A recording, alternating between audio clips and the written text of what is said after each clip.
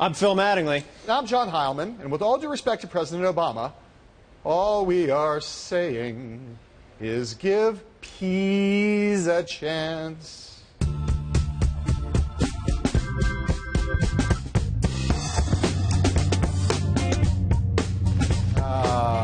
It's good. It's good. Solid. Happy Independence Day weekend, America, and happy Independence Day weekend to our special guest co-host today, the father of our country. Hey, George. On the show tonight, money, music, and momentum. But first, a movement? Bernie Sanders ain't just a name. This was the scene last night in Madison, Wisconsin, and no, this was not a Grateful Dead concert. Tonight, we have more people at a meeting for a candidate for President of the United States than any other candidate has had in 2016. Thank you. Crowds like that, images like that, are causing some folks to say that Bernie 2015 is starting to look a little like Obama 2007. My question to my guests, George Washington and Phil Mattingly, is that a legit analogy? George. Yeah, so I'm going to disagree with George on this just in general, even though he was somewhat quiet there. No, it's not. And here's, I know, it's sacrilegious almost. There's three key reasons why. Yeah. Money. Yeah. Staff. Yeah. Strategy. Yeah. Money, $15 million raised today, he announced. That's nothing to sneeze at. Yeah. Hillary Clinton had $45 million. Yeah. Staff, Hillary Clinton has an enormous team in states across the country that are organizing, building up digital, pulling out data. Bernie Sanders has a smaller team. Good digital folks, not necessarily built out. Strategy, tell me what he does after New Hampshire. Tell me how he gets delegates. That's what Barack Obama's team is able to do in a level that nobody's ever seen before. Phil, those are all legitimate reasons to try to knock down this analogy, but none of them are the right reason. Okay. You're often the weeds, the tertiary, let's get to the core issue, demographics. Barack Obama winning the Democratic nomination in 2008 was about demographics. He appealed to a lot of the same people that Bernie Sanders appeals to. Left progressives, college students, people in Madison, Wisconsin, Berkeley, California, Cambridge, Massachusetts. But what he also appealed to was African Americans by overwhelming numbers, 95% in every state during the Democratic nomination fight. And if it wasn't for that, Hillary Clinton would have been the Democratic nominee. That is the sine qua non for Obama, and that is something Bernie Sanders, whatever happens, ain't going to happen for him. He's not only not going to get 90% of the African-American vote, he's lucky if he breaks 10% of the African-American vote, because Hillary Clinton's very strong there. To that point, 10,000 people is impressive. What he did last night was impressive. What he's been doing the last couple of weeks is very impressive. Those are cities where those types of people turn out. Yeah. Madison's not a normal city, right? It's not a normal American city. And look at the crowd, and this goes exactly to your point. Great crowd. Not a diverse crowd. Right. That's not the crowd you win a Democratic primary. But I will say Hillary Clinton should still be concerned about the fact that someone else in the Democratic Party is drawing 15,000 people or 10,000 people, and it's not her. Speaking of, Hillary Clinton announced that she raised a whole lot of cash yesterday. But today there are some reports of some anxiety amongst mega donors related primarily to Priorities USA. Now, that's the pro-Clinton super PAC. Why? Well, those big money folks, they have a fever, and the only prescription is more big dog. The thing is, Bill Clinton is probably going to wait until the fall to really get out there. John, is Bill Clinton the cure for what ails priorities right now? Well, you know, my view about Bill Clinton is that he's often the cure for what ails pretty much anyone in any situation, politically speaking. He is also a huge draw on the fundraising circuit. He can raise a lot of money. But there is a problem that Priorities USA Priorities USA has. It's the same problem they had back in 2012.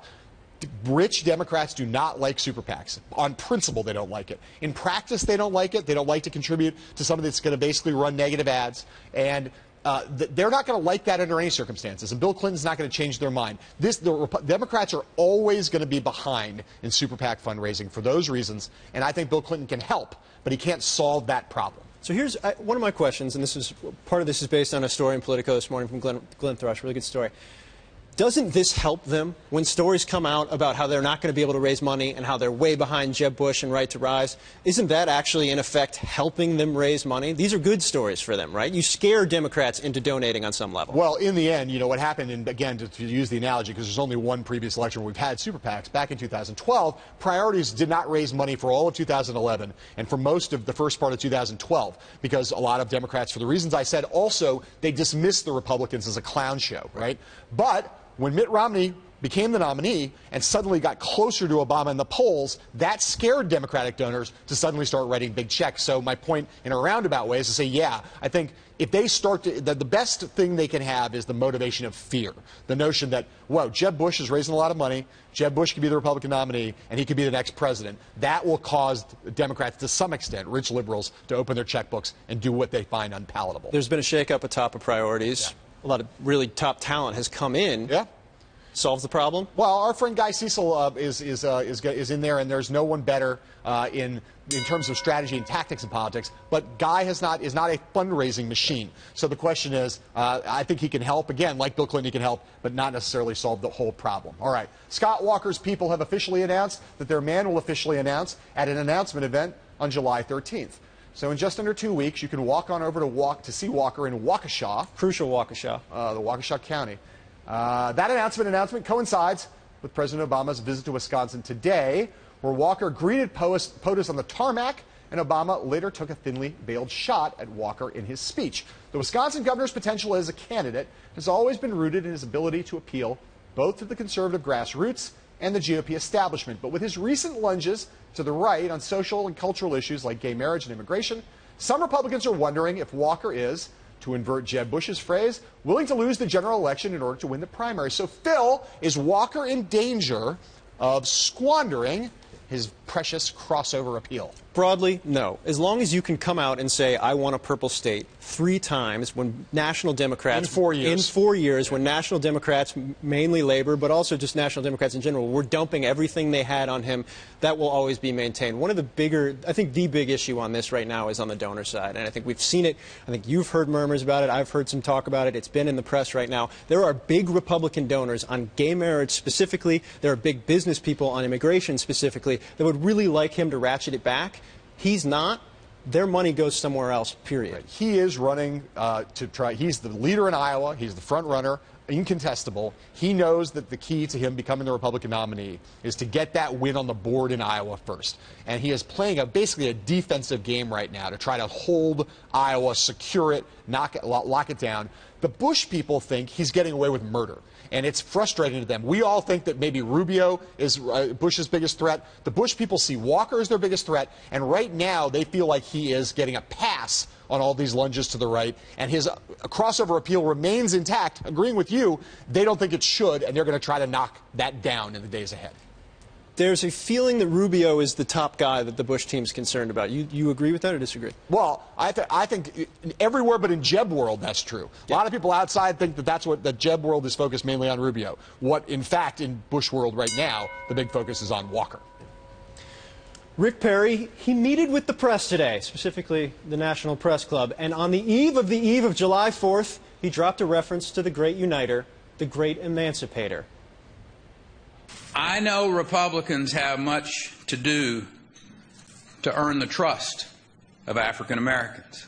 For too long, we Republicans have been content to lose the black vote because we found we didn't need it to win.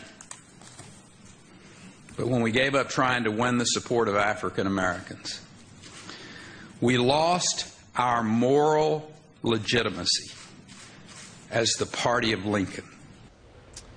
John, why is RP, that RP, pretending to be another RP, Rand Paul? George, what do you think about this? Okay, quiet today. Yeah. I think that the events of recent days has put a premium on Republicans trying to deal with the issue with race. That's one huge contextual thing. It's also the case that Rick Perry, in this moment, a guy who had a problem in 2008 or 2012 with a rock that was near his family's compound, in a rural compound, which used the N-word and then followed by head. That came up in the previous campaign. Rick Perry does not want to have that come up again, and he's trying to inoculate himself, I think, against that. Because, again, this is a moment of high racial sensitivity. He got hit for it hard last time. If he ever rises in the polls, he might get hit for it again this time, trying to get out in front of that, I think. There's an interesting point here to Rick Perry's record. Decriminalized marijuana. Yep. Criminal justice reform was one of the leaders in the red states in making this an issue, which now Democrats have glommed onto and made it a big issue as well. He's got a record to back pieces of this up. I've just never seen him focus on it in such a big way right now. And so it's interesting if he's going to continue to pursue this, as you say, given what everybody's focused on right now nationally. All right. Do not adjust your TV sets. The following graphic is a little psychedelic. To borrow from Justice Scalia, just ask the nearest hippie. Everyone loves the Grateful Dead. By big margins, Democrats and Republicans love them. This was the important question that pollsters finally asked on the eve of the Dead's grand Chicago reunion/farewell tour. Our cultural arbiter, Will Leach, explains this phenomenon on our website, BloombergPolitics.com, thusly, quote, "The Dead songs, if anything, are about freedom. So, Phil, drugs aside," and God knows I generally don't put drugs aside except under duress, what is it that makes the Dead uniters and not dividers? I was going to stick solely with drugs and then just kind of call an end to this. And I would preface this by saying the Grateful Dead, my Grateful Dead phase was in like 6th and 7th grade. I moved on to Fish and Widespread Panic. Were kind of those were mine. So I don't want to steal this from you. Dropping acid in I don't 6th want to grade? steal this from you. I had my moment. What are you doing taking psychedelics? No, I think that Will explains a lot. Doesn't it, really? I actually thought Will's piece had a decent take on it, a good take on it, which was that they were not an overtly political band, that they were just a band that you could kind of lose yourself in and enjoy. Well, this is also a band that people think of them as a rock band, and a lot of what the Dead were a combination of a country blues. There's a lot of influences in there. You could hear strains of music, especially in the Dead's acoustic work, that is very countryish, and that is Republican music. I think there's a lot to be said for the freedom thing, but I also think that this is music that's not avant-garde in the way that, like, Lou Reed is a blues state musician. Not the same kind of thing. All right, coming up, an interview with the White House press secretary from Veep. I'll read him some press secretary quotes and quiz him about which ones are real and which ones are from his character on the show. It'll be hilarious, I promise, after this.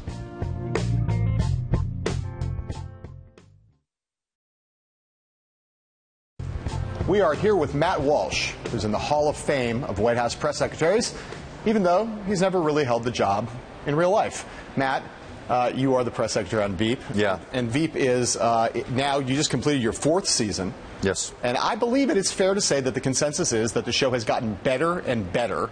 It's gotten meaner, more incisive, funnier, more, in some ways, clear-eyed about what Washington is actually like. How do you guys keep building on how does the quality build on itself? It seems like you're setting it, every time you set the bar, you have to set it a little bit higher, because the thing just keeps getting better to the point where I'm sort of shocked by that degree of kind of incremental.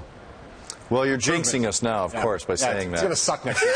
We're going to hit the tanks. Yeah. I think one thing they do really well on our show, if I can brag on our show, is that... Please do. I think it's surprising. They're really good at keeping the audience guessing where this is headed, and it's not just plot twists, but just the delivery system of coverage and the things that stay true, of course, are the brutal insults and the way that Washington is portrayed as relentlessly, I think, honestly and not flatteringly portrayed. Yeah. And why I think the characters, in my perspective, as one character on a big show, is that I think every year everybody's characters gets more defined. And I also think because the chemistry gets better between the actors, and I think the process informs that, because we do a lot of improv in the rehearsal room, so we get to add jokes or pitch ideas, and the writers go away and take notes, and they'll make the next draft reflect some of the things we discovered. How much research did you do to play the role of White House press secretary? Any? I did. I wasn't totally lazy. I did a fair amount, and then every successive season I get to meet another, like I met last year, was Mike McCurry and Dee Dee Myers and Jay Carney, spoke with them. What's the best piece of advice you got from any of them? I just go for, what's the funniest part of your job? Not the funniest part, but who is an awful person that you were forced to deal with, or what's a funny situation? Advice-wise, I don't know that I got any advice from any of them, but I try to capture the nature of the job. And truthfully, you want to go out with their assistants late night, get drinks, and then find out what happens off hours or behind the cameras. So Mike McClintock does not want to know what's going on in the White House. He wants to be able to maintain plausible deniability at all times. The president already signed this one, okay? We're going to have to forge the president's signature on the new one. Well, that's a capital offense if he's... What? Yeah, you could be illegally electrocuted. for doing that, just so you know? I'm not here. I have plausible deniability. Plausible deniability. I got it. Do you have a sense that that is the way that actual White House press secretaries are as well? Or is that, you think, a complete invention? No, I think that's true. I think you want to be told what you're supposed to be told, and you do not want to get involved in things because then you're going to get asked questions about those things, and you can't be lying to the public like that all the time. You can lie to them sometimes, but not all the time. You know, Dan Pfeiffer, the former White House communications director and then senior advisor to President Obama, said that this show is the most authentic show about Washington, D.C. And I think there are a lot of people who've spent time in Washington who feel the same way. Is that actually a goal of the show? I mean, do you guys want to be authentic, or do you want to just try to be funny? Well, ultimately it has to be funny, but I think their portrayal of D.C. from the get-go is like that when they did their initial tours of the Veep's offices and congressional offices for the pilot, they really wanted that sort of, like no one has a desk. Like any congressman has 10 aides and like 2 of them have desks, and there's people doing computer stuff here on this chair and that chair. Not glamorous. From the get-go, yeah, they didn't want to West Wing it up. It wasn't beautiful shots. It was gritty and real is what they wanted. And I think from day one, they've always wanted to base it in that reality. Obviously, we say funnier things than real-life people would say, and we're more eloquent than real-life people. Yes. But more profane, and more scatological. More scatological. We are probably more profane. Okay, so I've put together with our crack team here. We've all been struck by the number of things that Mike says from the podium, and things that real White House press secretaries have said from the podium. Some of which are some things you say that are absurd, and things that they say are absurd. Okay. So I'm going to quiz you right now. Who said it? On who said it? Mike or someone else? Mike or someone else. Okay, I love this. There you go. You ready for that? Okay. Thank you for doing your homework, staff. Thank you. Press secretary A press secretary, either real or fictional, once said, answered a question. And his answer was, after asserting something, he said, "Yeah, but I could be making that up," to a reporter in the White House press secretary. Mike McClintock has never said that. That's a real press secretary. That's correct. Jay Carney. Really? Once told the White House press corps that he could be making something up. Okay, here's another quote. "Big crowd today. Did something important happen I'm missing? Oh, we're in the White House." Mike McClintock. Oh, that's Mike First McClintock. press conference for President Selena Meyer. The first press conference. All right, that's good. Very excited. And encyclopedic knowledge of your own lines. Great. Okay, here we go. Quote, "I've got a couple margaritas getting warm right now." Not Mike McClintock. Not Mike McClintock. He doesn't drink margaritas. Robert Gibbs. Really? Although the idea of margaritas warming up, it doesn't appeal to me. But that is right. Robert Gibbs. All right, next one. All right. In response to a question, a press secretary, real or fictional, said, "See yesterday's non-response," end quote. Ooh. I could see Mike McClintock saying that, but I don't remember saying that. So if I had to pick, I'm going to say Mike McClintock. No, that is right. I should have gone. That's something Mike McClintock might have said, but in fact, again, Jay Carney said that. Jay Carney turning out to be a master of absurdist quips. All right, next one. Any questions? You know what? I'll do the first one myself. Why are you so damn handsome? Mike McClintock. Mike McClintock. That's a memorable line. I got 2 more for you. In response to a question, a real or fake press secretary said, "The president won't tell me." Real. It's true. Again, Jay Carney. Oh, he's a repeat offender on this list. And finally, we have the last quote. "The president feels great, unlike President Harrison, who contracted pneumonia during his inaugural address." Mike McClintock. Mike McClintock, you knew that one even before I got to the end. All right, Matt Walsh, you are the best. Thank you very much, and we'll be right back.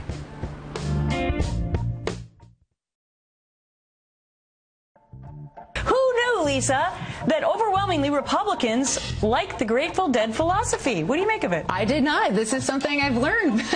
So Republicans are deadheads. Yeah. Well, I think there's going to be some Republican candidates who are investing in tie-dyed shirts right now. But look, at some point, hippies grow up, they have families, and they realize taxes are just too high, and they don't want the government involved in their everyday lives. And so I think that's what we're seeing with this. Some point hippies grow up. Well, whatever it is, R's and D's love them some Jerry Garcia. And like Fox News, we're trying to figure out how to tie the Grateful Dead and politics together. That's when we called legendary advertising expert Van Forrester. Turns out he's a huge Deadhead, and he just so happened to have some off-the-rack advice for presidential candidates ready to go. Van, take it away.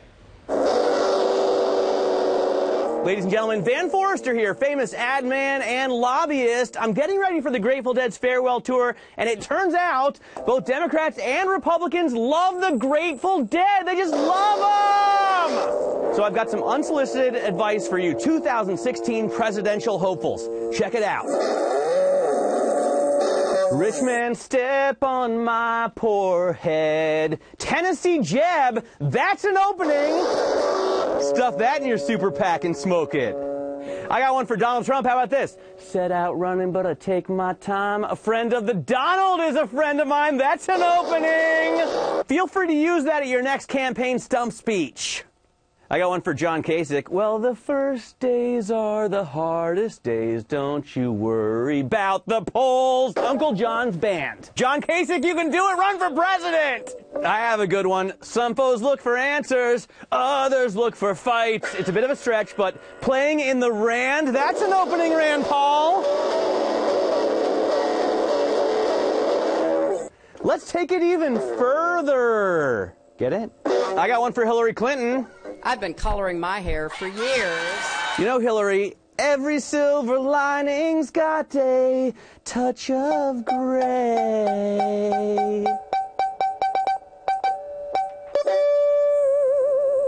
And for Bernie Sanders, I'll see you at the show, buddy. I'll see you there. Feel free to use any of this advice, no charge at all, anything for the dead. Long live Jerry.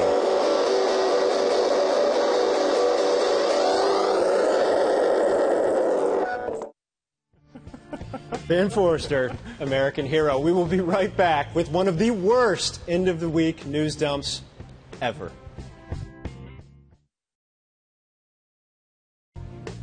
One last piece of news before we free you for your holiday weekend. Jim Webb, he is running for president. He announced this afternoon on the World Wide Web, a couple of hours before everybody took off for their holiday weekend.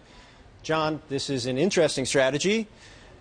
Do you think it's the strategy of a potentially winning campaign? Jim Webb is a guy on paper. There's a lot to recommend him. You think about his resume, 2 Purple Hearts, Vietnam veteran, Reagan administration, Assistant Secretary of Defense, Secretary of the Navy, one-term senator from Virginia, a swing state, economic populist, et cetera, et cetera. But this announcement tells you everything you need to know about why you can't really take him that seriously. 2 days ago, his campaign spokespeople were telling Bloomberg Politics he has no firm plans to announce. And now, 2 days later, out of nowhere, you get a posting. Not a video, not an event, not a speech, nothing. Just a piece of writing posted to the website. There's a flakiness to that. That just doesn't really work. All right.